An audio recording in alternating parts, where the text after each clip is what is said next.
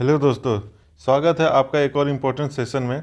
अगर आप Indian railway LDC 30% exam की तैयारी कर रहे हैं तो वीडियो आपके लिए बहुत ही ज़्यादा इम्पोर्टेंट होने वाला है, क्योंकि आज हम करने वाले हैं राजभाषा मैराथन, जहां पर हम पूरे राजभाषा सिलेबस को एक ही वीडियो में कवर करेंगे।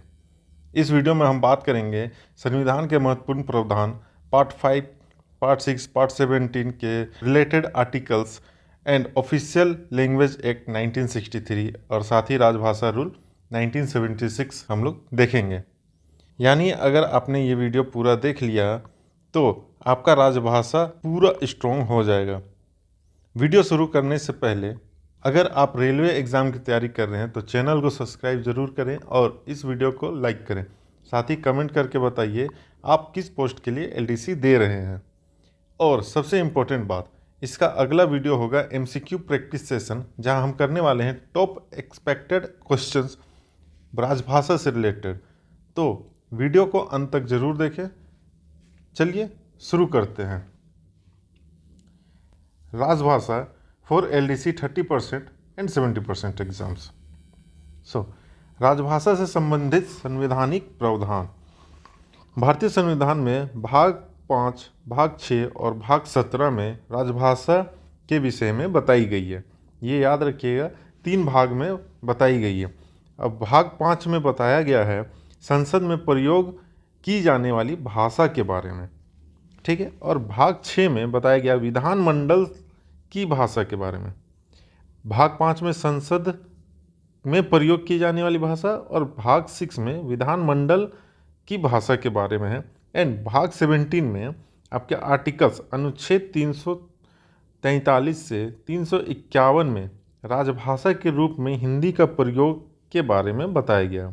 इसे हम लोग आगे डिटेल में देखेंगे। तो अनुच्छेद 343 में जो बताया गया उसे थोड़ा सा हम लोग पहले देख लेते हैं।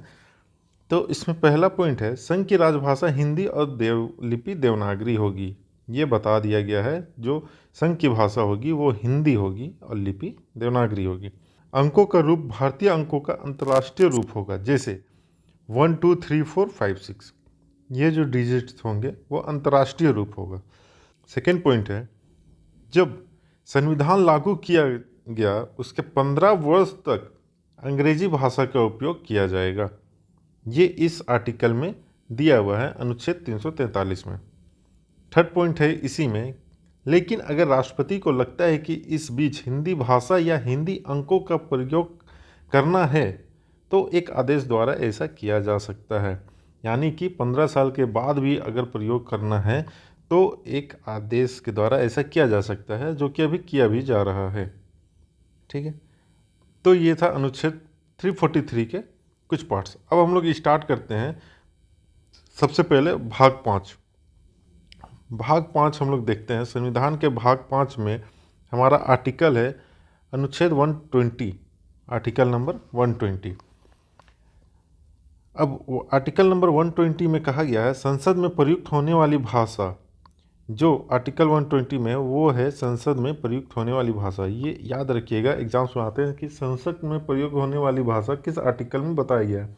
तो आर्टिकल 6 में, आर्टिकल 120 में बताया गया है, या किस भाग में पूछा गया बताया गया है तो इसमें होगा भाग 5 में बताया गया है।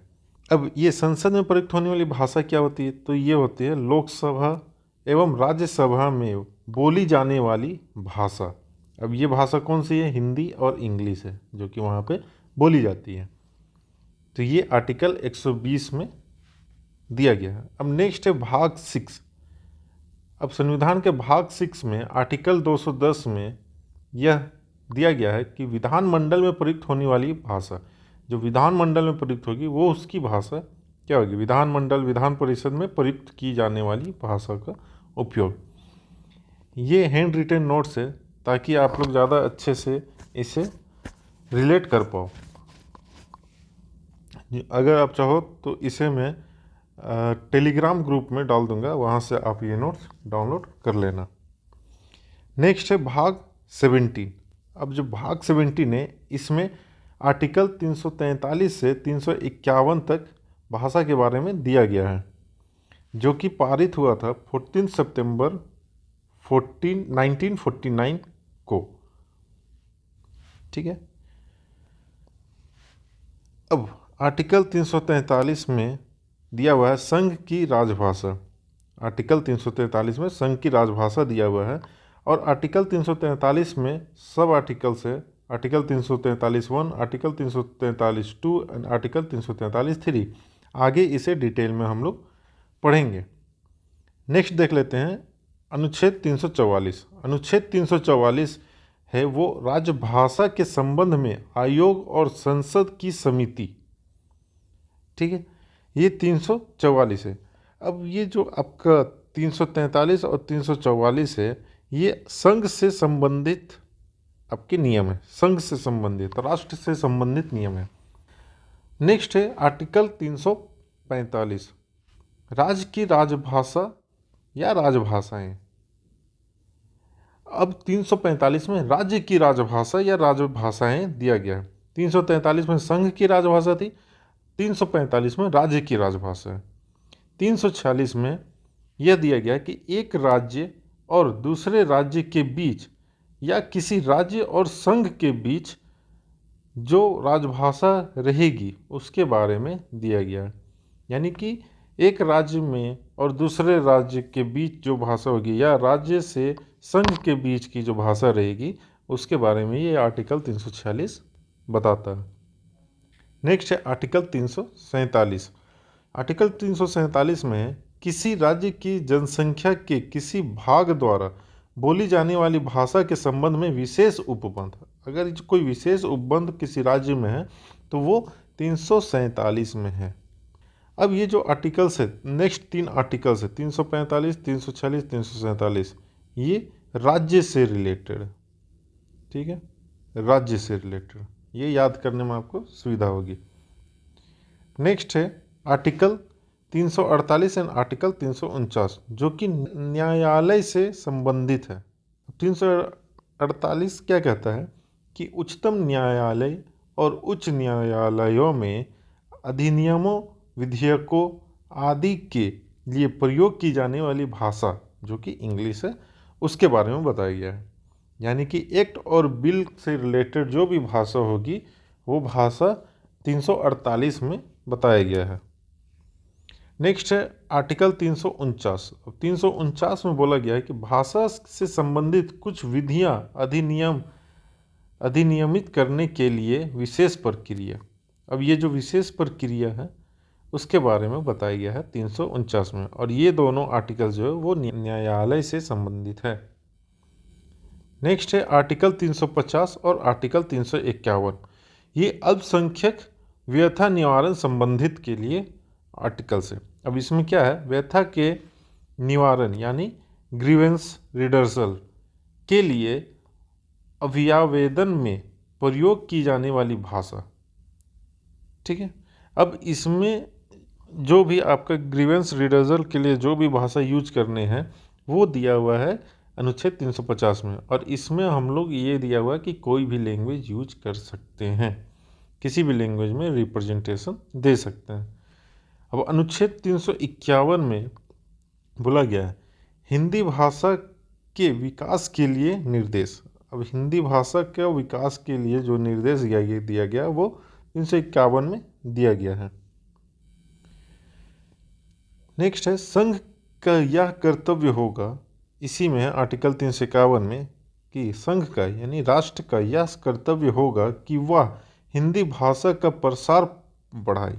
ठीक है, हिंदी भाषा का प्रसार बढ़ाने के लिए 351 आर्टिकल में दिया हुआ है, उसका विकास करे जिससे वह भारत की सामाजिक सांस्कृतिक के सभी तत्वों की अभिव्यक्ति के माध्यम बन सके। ठीक है, यानी कि शॉर्ट में अगर देखें तो प्रचार प्रसार करने का दायित्व सौंपा गया है आर्टिकल 351 में। ठीक है, अब एक मैंने आपको बताया था आर्टिकल 343। आर्टिकल 343 जो कि संघ की राजभाषा है, इसके 3 पार्ट्स हैं, आर्टिकल 343(1), 343(2) एंड 343(3), वो हम लोग देख लेते हैं।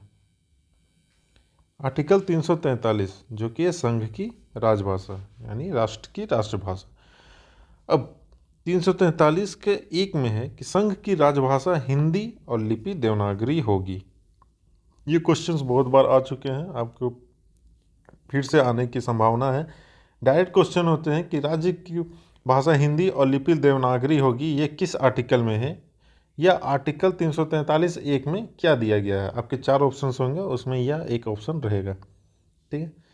अब इसमें दूसरा पॉइंट यह भी है कि संघ की शासकीय प्रयोजनों के लिए प्रयोग होने वाले अंकों का रूप भारतीय अंकों का अंतर्राष्ट्रीय रूप होगा, यानी कि 0, 1, 2, 3, 4 इस तरह से रहेगा। यह 343(1) में ये 2 पॉइंट्स बोले गए हैं। नेक्स्ट है 343 के पार्ट 2 में। इसमें खंड 1 में किसी के होते ही इस संविधान के प्रारंभ से 15 वर्ष की अवधि तक संघ के उन सभी शासकीय प्रयोजनों के लिए अंग्रेजी भाषा का प्रयोग किया जाता रहेगा। यानी कि जब हमारा संविधान बना उससे 15 सालों तक अंग्रेजी भाषा का उपयोग किया जा सकता है, ये दिया हुआ है। लेकिन परंतु राष्ट्रपति के उक्त अवधि के दौरान आदेश द्वारा संघ के शासकीय प्रयोजनों में से किसी के लिए अंग्रेजी भाषा के अतिरिक्त हिंदी भाषा का और भारतीय अंकों के अंतर्राष्ट्रीय रूप का अतिरिक्त देवनागरी का प्रयोग प्राधिकृत कर सकेगा।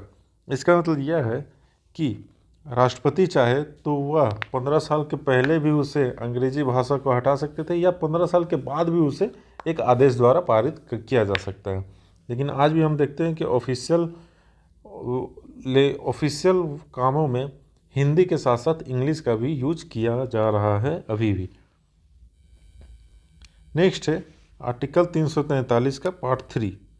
इसमें यदि संसद चाहे तो 15 साल के बाद भी अंग्रेजी भाषा का या अंकों के देवनागरी रूप का ऐसे प्रयोजनों के लिए प्रयोग अवधित कर सकता है जो ऐसे विधि के विधिदृष्ट किए जाए। तो इसका सारांश यही है कि 15 साल से ज़्यादा अवधि बढ़ाया जा सकता है। नेक्स्ट पॉइंट है संसद को कानून बनाने की शक्ति है। 343 के 3 में संसद को कानून बनाने की शक्ति दी गई है। अब नेक्स्ट पार्ट में हम लोग आ जाते हैं राजभाषा आयोग। इसका गठन 7 जून 1955 को किया गया था। तो इसका कहानी है कि 1955 में स्थापित खेर आयोग प्रथम राजभाषा आयोग था। तो क्वेश्चंस में ये भी रहते हैं कि प्रथम राजभाषा आयोग कौन सा था, तो खेर आयोग था। तो खेर के पूरा नाम थे बीजी खेर, जो थे बाल गंगाधर खेर। इसने 1956 में अपना प्रतिवेदन राष्ट्रपति को प्रस्तुत किया।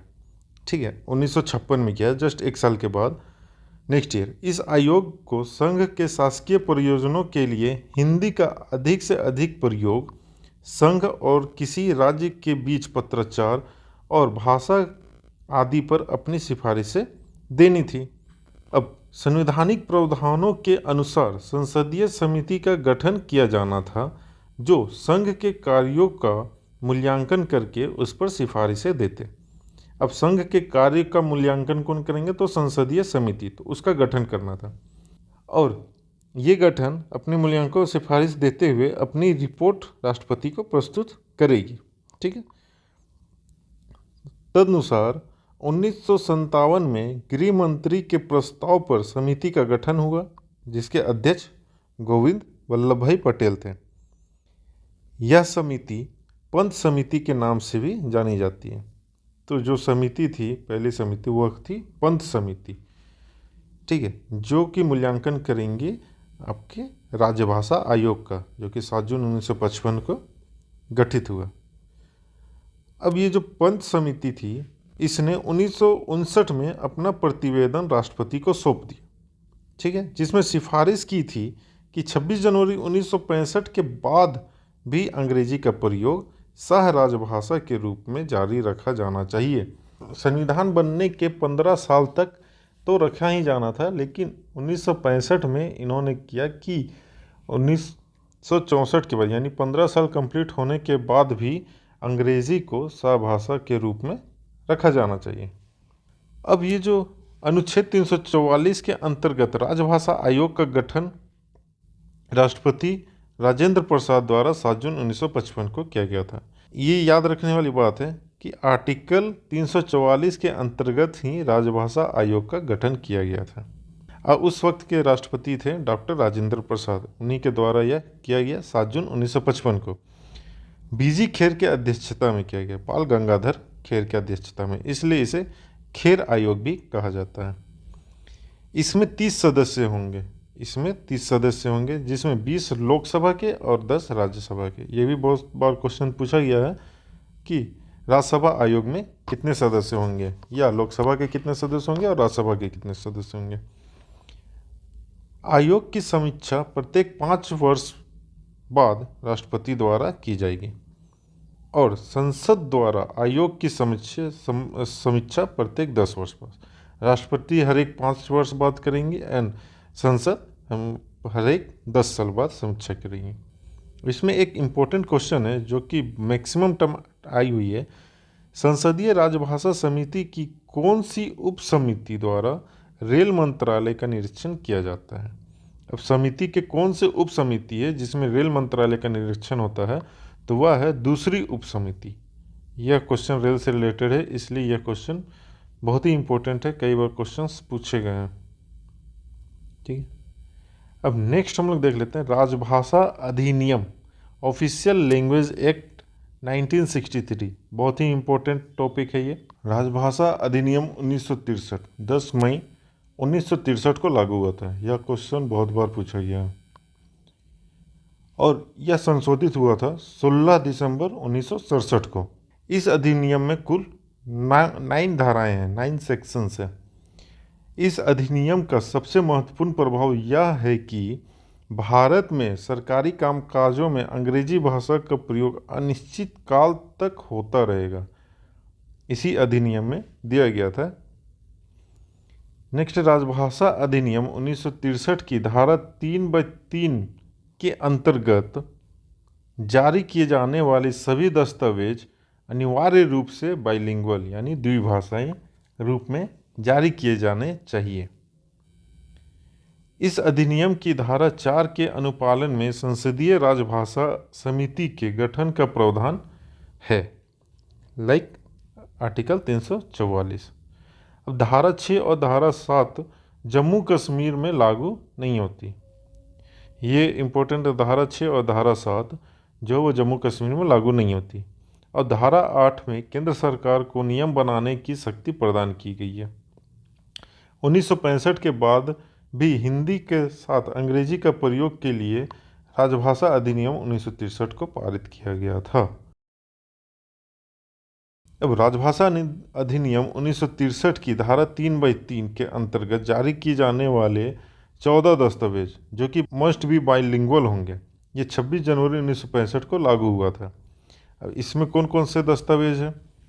पहला है सामान्य आदेश जनरल ऑर्डर्स, दूसरा है संकल्प रिजोल्यूशन, तीसरा नियम रूल्स, चौथा प्रेस विज्ञप्ति प्रेस, 5 है अधिसूचना नोटिफिकेशंस, 6 है प्रशासनिक या अन्य रिपोर्ट एडमिनिस्ट्रेटिव और अदर रिपोर्ट्स, 7 है निविदा सूचना टेंडर नोटिस, 7 है निविदा प्रारूप फॉर्म ऑफ टेंडर्स, 9 है करार एग्रीमेंट, 10 है अनुज्ञप्ति यानी लाइसेंस, 11 है अनुज्ञापत्र यानी परमिट, 12 है संविदा यानी कॉन्ट्रैक्ट, 14 है संसद में प्रस्तुति हेतु प्रशासनिक एवं अन्य रिपोर्ट्स जो एडमिनिस्ट्रेटिव रिपोर्ट्स होते हैं वो। नेक्स्ट है राजभाषा नियम 1976। अब ये राजभाषा नियम 1976 जो है वो 17 जुलाई 1976 को पारित हुआ था और संशोधित हुआ 9 अक्टूबर 1987 को। ठीक है, अब इसमें इस 1976 में भारत को 3 क्षेत्र में बांटा गया था भाषा के आधार पर, का क्षेत्र, खा क्षेत्र और गा क्षेत्र। का क्षेत्र में टोटल 9 राज्य और 2 यूनियन टेरिटरी थे। वैसे राज्य या केंद्र शासित प्रदेश जहाँ हिंदी बोली जाती है उसको का क्षेत्र में रखा गया था। ठीक है, तो वैसे कौन से राज्य थे? बिहार, झारखंड, मध्य प्रदेश, छत्तीसगढ़, राजस्थान, उत्तर प्रदेश, उत्तराखंड, हिमाचल प्रदेश, हरियाणा और 2 यूटी थे दिल्ली और अंडमान जहाँ पे हिंदी बोली जाती है। तो ये 9 राज्य और 2 यूटी को का क्षेत्र में रखा गया। यहाँ पर देख लेते हैं राजभाषा नियम 1976 में हिंदी अनुमानित ज्ञान के आधार पर देश के राज्य संघ शासित प्रदेश को 3 क्षेत्र यानी का, खा, गा में परिभाषित किया गया है। अब ये का क्षेत्र जो है ये येलो कलर में या ऑरेंज कलर में जो है ये का क्षेत्र है जहाँ पर हिंदी बोली जाती है। ठीक है, यहाँ पर ये हो गया का क्षेत्र। और खास क्षेत्र, खास क्षेत्र 3 राज्य और 2 यूटी है, जैसे महाराष्ट्र, गुजरात, पंजाब, और यूटी चंडीगढ़ और दमन दीव और दादर नागर हवेली, जहाँ लिपि तो देवनागरी होती है, जैसे मिलती जुलती लिपि देवनागरी जैसी मिलती जुलती भाषा बोली जाए, उसे खास क्षेत्र में रखा गया है। जैसे महाराष्ट्र, गुजरात, पंजाब, गुजरात, महाराष्ट्र, पंजाब और 2 यूटी है हमारा यहाँ पर, दादर एंड नागर हवेली एंड चंडीगढ़। चंडीगढ़, ठीक है, ये 5 जगह पे जिसको रखा गया खा क्षेत्र में। और गा क्षेत्र, जहाँ की राजभाषा हिंदी से बिल्कुल अलग है, जो एकदम ही हिंदी से अलग है, उसे का और खा को छोड़कर सारी राज्य गा क्षेत्र में है। बट इसमें से एक राज्य को किसी भी क्षेत्र में नहीं रखा हुआ, चाहे वो का हो, खा हो, गा हो, वो है तमिलनाडु। तो तमिलनाडु को छोड़ करके बाकी सारे राज्य और यूटी को का और खा और गा क्षेत्र में रखा गया है। ये क्वेश्चंस पूछे जाते हैं कौन से स्टेट को किस क्षेत्र में रखा गया है, तो इसे याद करना बहुत ही ज़रूरी है, इसे आप याद कर लेना। ठीक है, मैप के द्वारा आप याद कर सकते हैं, जिससे आपको आसानी से याद रह सकते हैं। ये जितने भी कोस्टल एरिया ये सारे मैक्सिमम खास क्षेत्र में आते हैं, तमिलनाडु किसी भी क्षेत्र में नहीं आते हैं। ठीक है, और इधर के जो है वो मिलते जुलते देवनागरी लिपि है, बट हिंदी नहीं है। और ये जो बीच के एरिया है इसमें मैक्सिमम हिंदी बोली जाती है। तो एक बार आप देख लोगे तो याद हो जाएगा। ठीक है, गा क्षेत्र में आपका 4 यूटी और 13 राज्य आते हैं। यूटी में जम्मू कश्मीर, लद्दाख, पांडुचेरी एंड लक्षद्वीप है। और राज्य में आपका ये अरुणाचल प्रदेश, असम, मेघालय, त्रिपुरा, नागालैंड, मणिपुर, मिजोरम 7 सिस्टर्स हैं। वेस्ट बंगाल, उड़ीसा, सिक्किम, आंध्र प्रदेश, कर्नाटक, तेलंगाना, केरला और गोवा। ठीक है, ये सारे गा क्षेत्र में आते हैं। अब राजभाषा नियम 1976 जो है, जो कि संशोधित हुआ था 1987 में, इन नियमों का संक्षिप्त नाम राजभाषा संघ के शासकीय प्रयोजन के लिए प्रयोग नियम 1976। ठीक है, इसका विस्तार तमिलनाडु राज्य के सिवाय संपूर्ण भारत पर है। ठीक है, तमिलनाडु राज्य के सिवाय संपूर्ण भारत पर है। इनमें कुल 12 नियम है। अब इसमें 1976 में 12 नियम है और 1963 में 9 सेक्शंस है, याद रखेंगे 9 सेक्शंस यानी 9 धाराएं हैं। और 1976 में 12 नियम है, रूल्स है। ठीक है, ये याद रखिएगा, ये क्वेश्चंस पूछे जाते हैं। नियम 2 के अनुसार पूरे भारत में स्थित राज्य, संघ, राज्य, क्षेत्रों एवं केंद्र शासित प्रदेश को 3 वर्ग में बांटा गया, का, खा और गा, जो कि अभी हमने देखा। तो वो नियम 2 के अकॉर्डिंग है, 1976 के नियम 2 के अकॉर्डिंग का, खा, गा क्षेत्र में बांटा गया है।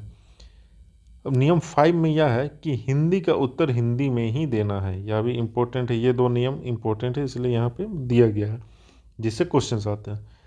तो नियम 5 यह है कि अगर कोई भी क्वेश्चंस या एप्लीकेशन हिंदी में देता है तो उसका जवाब हिंदी लैंग्वेज में ही देना है।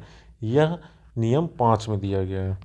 ठीक है, अब भारतीय संविधान की 8वीं अनुसूची में शामिल 22 भारतीय भाषाएं हैं। ठीक है, 8th शेड्यूल में 22 भारतीय भाषाएं हैं। ये क्वेश्चंस पूछे जाते हैं मैक्सिमम टाइम, तो इसे भी याद रखना होगा। इसमें भाषाएं आपकी है असमिया, उड़िया, उर्दू, कन्नड़, कश्मीरी, गुजराती, तमिल, तेलुगु, पंजाबी, बंगाली, मराठी, मलयालम, संस्कृत, सिंधी, हिंदी, मणिपुरी, नेपाली, कोंकणी, मैथिली, संथाली, बोडो, डोंगरी। ठीक है, ये 22 भाषाएं हैं, आपको याद रखने होंगे।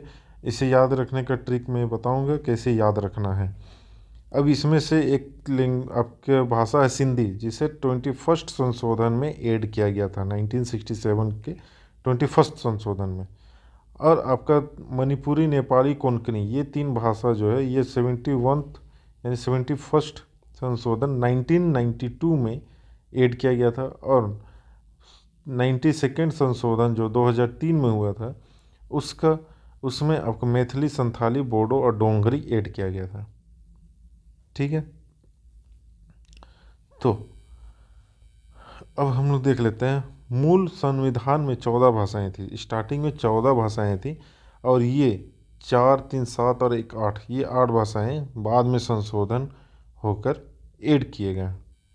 ठीक है, तो मूल संविधान में 14 भाषाएं थी।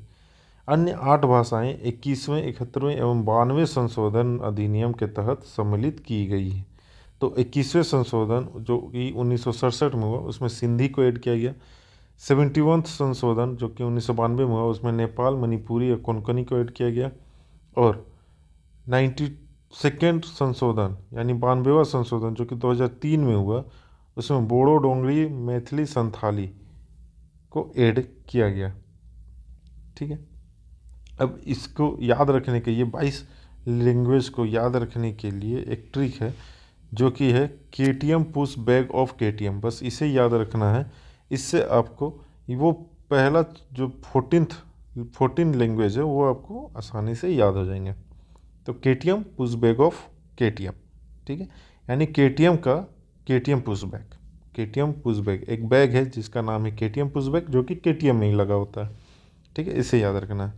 तो पहला KTM में हो जाएगा आपके कश्मीरी, T से तमिल, M से मराठी। ठीक है, पुश PUSH, पुश का पहला P है पंजाबी, U है उर्दू, S है संस्कृत एंड H है Hindi. And bag BAG, bag पहला बैग है, B है बंगाली, A है असमीज एंड G है गुजराती। ऑफ का केवल O को लेना है जो कि है उड़िया। एंड लास्ट का है KTM जो कि है कन्नड़, तेलुगु, मलयालम। अब जो पहले KTM आ रहे हैं इसमें पहला K है वो ऊपर वाला K है जो कि कश्मीर ऊपर में आता है। लास्ट वाला KTM का नीचे वाला K रहेगा जो कि है कन्नड़। ठीक है, तो ऐसे में याद रखा जा सकता है। तो इसमें 14 लैंग्वेज आपको याद हो जाएंगे। KTM कश्मीरी, तमिल, मराठी, पुश पंजाबी, उर्दू, संस्कृत, हिंदी, बैग बंगाली, असमीज, गुजराती, ऑफ O उड़िया, KTM कन्नड़, तेलुगु, मलयालम। ठीक है, यहाँ से आपको 14 भाषाएं। अब 21st शेड्यूल में जो आपका संशोधन हुआ वो है सिंधी, आपको याद रहेगा। 21st शेड्यूल 1976 में एक ही लैंग्वेज हुआ था सिंधी, तो यहाँ से आपको याद रहेगा। अब 71th में आपका संशोधन हुआ था 1992 में नेपाल, मणिपुर, कोंकणी। तो इसे नमक से याद रख सकते हैं, ना माँ का, ना से नेपाल, माँ से मणिपुरी, का से कोंकणी। 1992 नमक। अब 92वां संशोधन है 2003 में जो कि बोर्ड मास रूल आपने पढ़ा होगा, उससे याद रख सकते हैं। अब बोर्ड मास से BO से आपको हो जाता है बोडो, D से हो जाता है डोंगरी, M से हो जाता है मैथिली एंड S से हो जाता है संथाली। ठीक, तो बोडो, डोंगरी, मैथिली, संथाली जो कि 2003 में संशोधित हुआ था। 92वां संशोधन उसमें आप याद रख सकते हो। तो यहाँ से आपको 22 लैंग्वेज याद हो जाएंगे। ठीक है, ये क्वेश्चंस आते हैं कि ये लैंग्वेज आपके कब संशोधन हुआ था या किस तरह से होता है। नेक्स्ट लेक्चर में बहुत सारे MCQs में करूँगा, उसमें आपको बहुत सारे क्वेश्चंस मिलेंगे जो कि इससे रिलेटेड है। अगर ये लेक्चर आप अच्छे से देख लिए, 1, 2, 3 बार और देख लेना और MCQs करना, एक भी MCQs छूटेगी नहीं। ठीक है, और आपका एग्ज़ाम में जितने भी क्वेश्चंस 100% क्वेश्चंस आप अटेंड कर पाओगे राजभाषा से। राजभाषा के क्वेश्चन ही आपको मार्क्स मैक्सिमम देते हैं, मैक्सिमम मार्क्स राजभाषा से ही आते हैं। तो राजभाषा सब्जेक्ट को छोड़ना नहीं है, अच्छे से तैयारी करना है और राजभाषा से सारे के सारे क्वेश्चंस अटेम्प्ट करने हैं, जो कि आपके मेरिट बनाने में सबसे अहम रोल निभाते हैं और जो कि बहुत ही आसान सब्जेक्ट है, बहुत ही ज़्यादा आसान सब्जेक्ट है, आराम से ये निकल जाएगा। तो बाकी मिलता हूँ नेक्स्ट वीडियो में, जिसमें मैक्सिमम इम्पोर्टेंट MCQs करेंगे जो कि प्रीवियस ईयर भी आए हुए रहेंगे और जो एक्सपेक्टेड है आने के। कोशिश करूँगा 100 से 200 MCQs इसके तैयार करूँ और आपको दे दूँ। अगर वीडियो पसंद आए तो लाइक, शेयर और सब्सक्राइब ज़रूर कीजिएगा। Thank you. जय हिंद।